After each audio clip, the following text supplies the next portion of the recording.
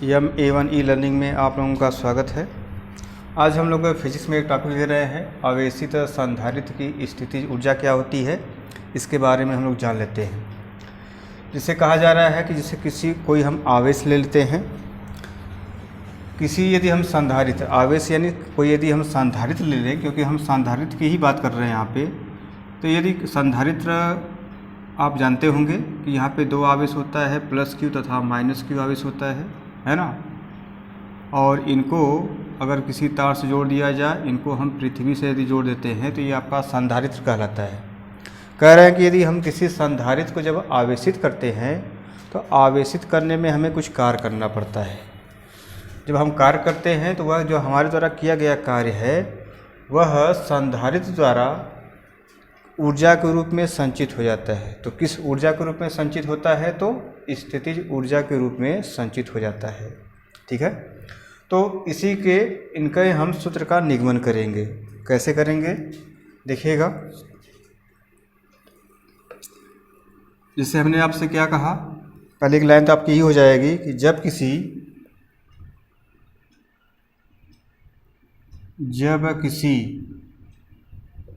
संधारित्र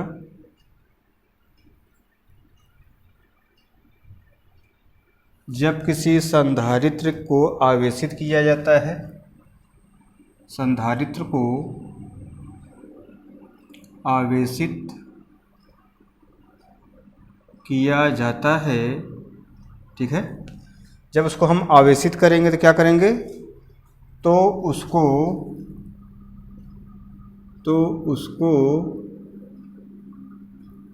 आवेश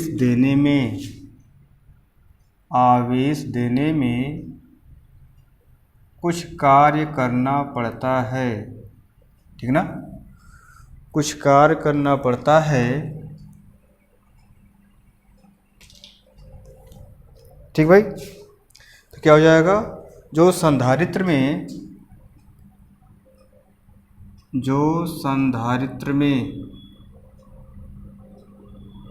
वैद्युत स्थितिज ऊर्जा के रूप में संचित हो जाता है,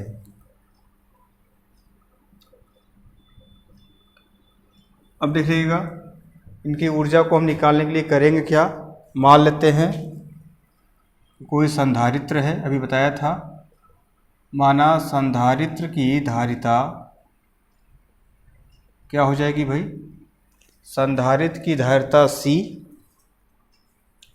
तथा उससे Q कूलाम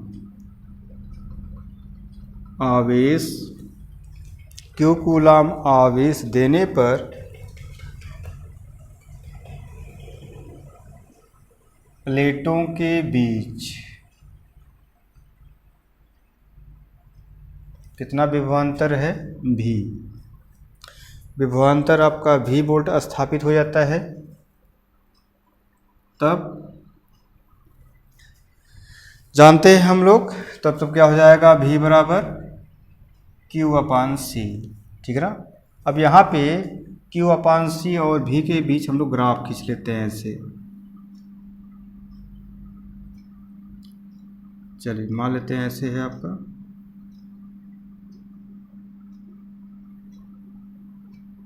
ठीक है। ये आपका Q/C x y अक्ष को प्रदर्शित कर रहा है यहाँ पे ऐसे। ये आपका x अक्ष हो जाएगा, यह y अक्ष। जो Q/C है, मान लेते हैं कि ये आपका मूल बिंदु O हो गया A B। तो Q/C और B के बीच हमने ग्राफ खींचा तो ये हमें मिल गया, यानी जो x अक्ष है यह Q को प्रदर्शित कर रहा है। तो यह जो त्रिभुज से घिरी हुई आकृति है यह स्थितिज ऊर्जा को प्रदर्शित करती है। इसकी ऊर्जा को हम जब निकाल लेंगे तो वह क्या हो जाएगा? स्थितिज ऊर्जा हो जाएगी। किसकी? संधारित्र की स्थितिज ऊर्जा। देख लेते हैं। तो हम कह देंगे कि संधारित्र में स्थितिज ऊर्जा, क्या बताया हमने कि जो स्थितिज ऊर्जा है वह इस त्रिभुज के द्वारा जो बना हुआ है घिरी आकृति के क्षेत्रफल के बराबर होगा। अर्थात हम कहेंगे क्या, U बराबर त्रिभुज OAB का क्षेत्रफल, और क्षेत्रफल आप जानते हैं सूत्र क्या होता है, 1/2 आधार गुणे लंब, ऐसा होता है। अब देखिएगा यहाँ पे आधार कितना है, आप बोलेंगे OB, और लंब कितना है आपका AB, ठीक ना। 1/2 हो जाएगा OB मल्टीप्लाई AB, ठीक है। तो इस प्रकार से इनको हम कह सकते हैं। और देखिएगा OB का मान हमने कितना प्रदर्शित किया है फिगर में, OB का मान आपका Q हो जाएगा, AB का मान Q/C, ठीक है। मल्टीप्लाई कर लेते हैं तो U बराबर क्या हो जाएगा, हाफ, Q का Q में करेंगे तो क्या आएगा, Q²/C। तो ये हो जाएगा आपका स्थितिज ऊर्जा का फार्मूला ना, यानी आवेशित संधारित्र की स्थितिज ऊर्जा U बराबर हाफ Q²/C। लेकिन और क्या हम लोग जानते हैं यहाँ पे, परंतु यहाँ से आप बता सकते हैं समीकरण से, परंतु Q बराबर क्या हो जाएगा, V/C, है ना।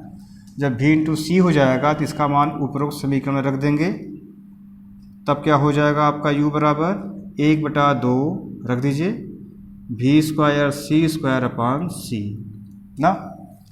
Q बराबर हमने क्या कहा, CV, मान अगर पुट कर देते हैं तो क्या हो जाएगा, C²V²/C। तो यहाँ से आपका एक C क्या हो जाएगा, कैंसिल हो जाएगा भाई। एक लाइन और देख लेते हैं तो U बराबर क्या हो जाएगा आपका 1/2 CV², यानी यहाँ पे आपकी C और V के रूप में भी क्या निकल गया, स्थितिज ऊर्जा। और इसका मात्रक क्या बोलेंगे आप हमेशा, जूल। कोई भी चाहे ऊर्जा हो, हमेशा ऊर्जा का मात्रक क्या होता है, तो जूल होता है, ठीक है ना। इस प्रकार से यह क्या निकल गया, आवेशित संधारित्र की जो प्लेट हैं उनके बीच स्थितिज ऊर्जा, ठीक है। तो इस प्रकार से इनका हम लोग मान निकाल सकते हैं भाई। तो यहाँ तक हम लोग इनको कर सकते हैं। तो जो यहाँ पे आपका है, परंतु देख लेते हैं कैसे है। फिर हमने कहा कि आवेशित संधारित्र क्या होता है कि जब किसी संधारित्र को आवेशित किया जाता है तो उसको हमको आवेश देना पड़ता है। जब उसको हम आवेश देंगे तो कुछ कार्य करना पड़ता है। कह रहे हैं कि जब हम कार्य करते हैं तो संधारित्र में जो वैद्युत स्थिति ऊर्जा है वह वैद्युत स्थिति ऊर्जा के रूप में क्या हो जाती है, संचित हो जाती है। क्या, जो हम लोग कार्य करते हैं। मान लेते हैं कि माना संधारित्र की धारिता C है तथा उसे Q कूलाम अगर हम आवेश देते हैं तो प्लेटों के बीच विभवांतर क्या उत्पन्न होगा, कैपिटल V हो जाता है। अब आप सोच रहे होंगे कि संधारित्र हमने आपको भी बताया भी था कि संधारित्र आपका ऐसे बनता है, +Q आवेश एक -Q आवेश, है ना। इनमें एक प्लेट को हम पृथ्वी से जोड़ देते हैं ऐसे, तो इसको कहते हैं संधारित्र। यही संधारित्र की बात कर रहे हैं कि यदि इसकी धारिता क्या मान लिया गया है, C मान लिया गया है, इसे Q कूलाम आवेश दिया जा रहा है तथा प्लेटों के बीच विभवांतर क्या है, V है। तब इस दशा में हम लोग कह सकते हैं V बराबर Q/C।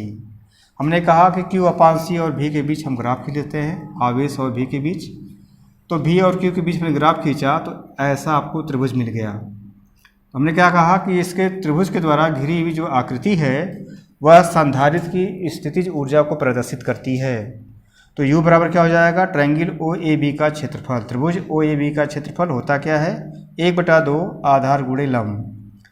तो हो जाएगा 1/2, फिगर से हो जाएगा OB मल्टीप्लाई AB ना। तो U इक्वल टू 1/2 Q, यहाँ से Q हो जाएगा, AB का मान हमने क्या लिखा हुआ है, Q/C।